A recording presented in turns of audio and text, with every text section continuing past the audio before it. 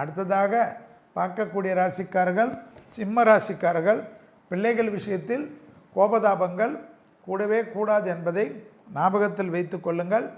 அபிராமி அந்தாதி 40வது பாடல், 59வது பாடல், 75வது பாடலை விடாமல் ஜபித்து கொண்டிருப்பது அனுகூலமும் சந்தோஷமும் ஏற்றமும் ஏற்படுத்தி கொடுக்கும்.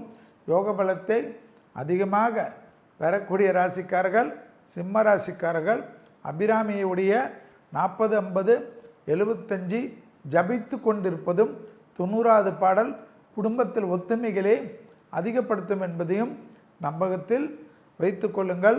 கோளற்பதிகத்தை கூறுவதோ கேட்பதோ ஜென்மத்தில் இருந்த கேது 7ஆம் இடத்தில் இருந்த ராகு பிரச்சனைகளிலிருந்து காப்பாற்றும் என்பதை ஞாபகத்தில் வைத்து கொள்ளுங்கள்.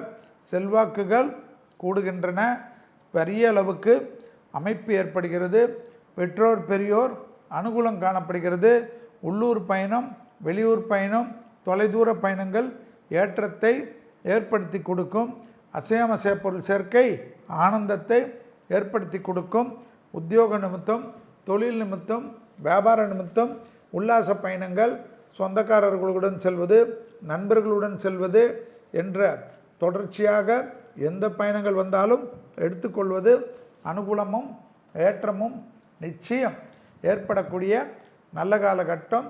லாபத்தின் அளவு பன்மடங்காக உயரக்கூடிய அமைப்பு என்பதையும் கண்டிப்பாக சிம்மராசிக்காரர்கள் உணர்ந்து கொள்ள வேண்டும். வண்டி வாகன மாற்றங்கள் அற்புதத்தை ஏற்படுத்தி தரும்.